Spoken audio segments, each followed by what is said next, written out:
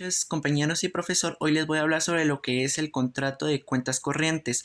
El contrato de cuentas corrientes es considerado como típico comercial, ya que está regulado en nuestro Código de Comercio desde el artículo 734 hasta el artículo 743.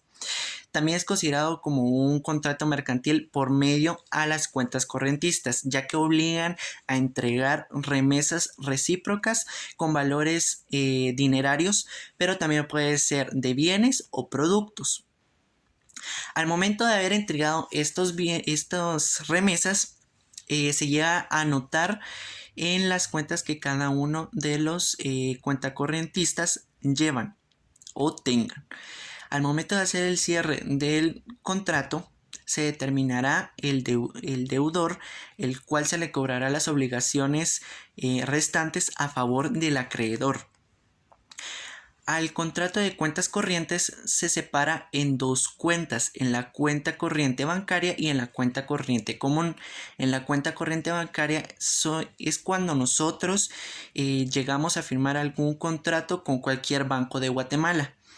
Y la cuenta corriente común es cuando dos comerciantes firman un contrato y de ese contrato nacen créditos y deudas. Ahora les voy a hablar sobre lo que son las diferencias que tienen estas dos cuentas, tanto la común como la bancaria. Una de ellas es que el contrato de cuenta corriente común dan ambas se interactúan las remesas, mientras que en el contrato de cuentas corrientes bancarias solo lo hace una persona, solo lo hace una parte y no se llega a considerar como recíproca.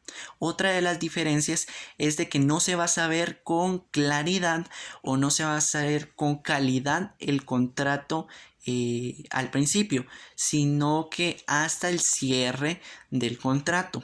Eso va a ser en el caso de cuenta corriente común.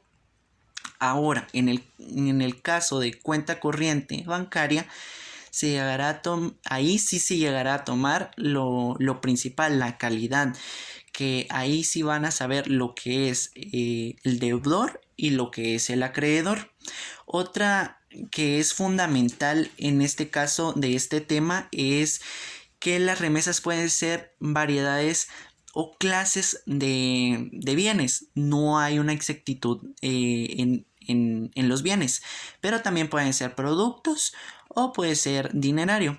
En el caso de la cuenta corriente común, ahora en la cuenta corriente bancaria solo se llega a aceptar solo se llega a aceptar lo que son remesas dinerarias. Ahí nada más se llega a aceptar ese tipo de remesas.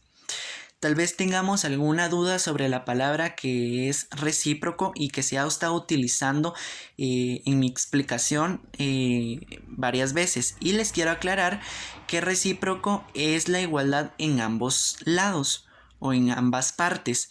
Por eso es de que yo lo llego a mencionar bastante porque a pesar de que es fundamental en este tema, podríamos expresar un poquito más al sentido de la lectura o del entendimiento de este tema.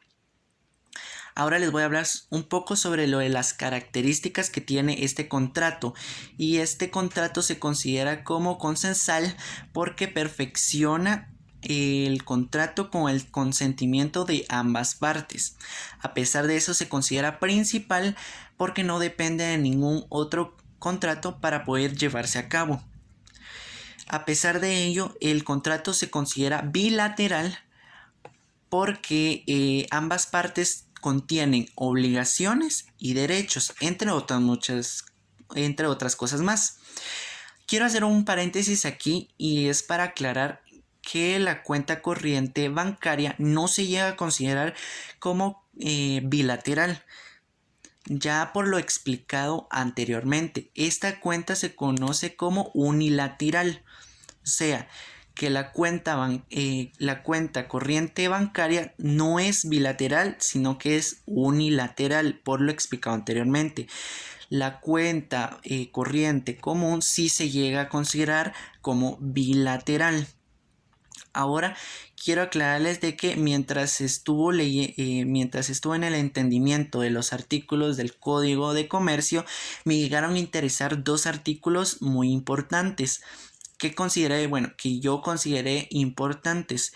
Y este es el artículo 734, que habla sobre la prueba insuficiente. Y aquí quiero poner un ejemplo. Si yo fuese comerciante y en mi contabilidad yo tengo anotado a un comerciante por algún motivo de una deuda o un préstamo, no lo considero como un contrato de cuenta corriente.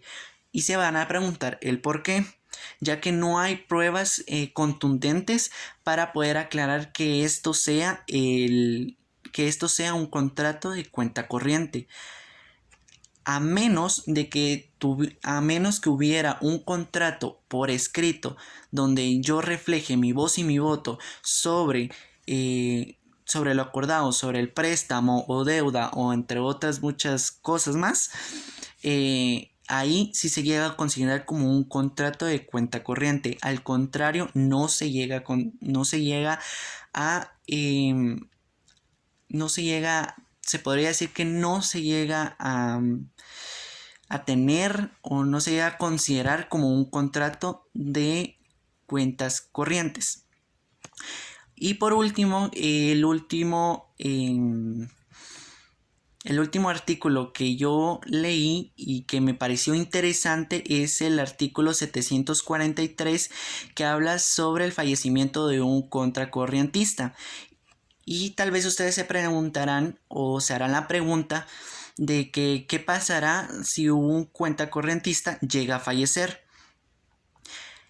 Ahora, si llegase a fallecer, tal vez ustedes se llegarán a hacer la pregunta de que se termina el contrato, pero no es así, ya que el segundo párrafo de este artículo nos llega a expresar de que no se llega a terminar el contrato, a menos que alguno de los herederos o el otro contracorrientista llegue a terminar el contrato. Ahí sí se llega a aceptar. Al contrario, no se aceptará el cierre del contrato.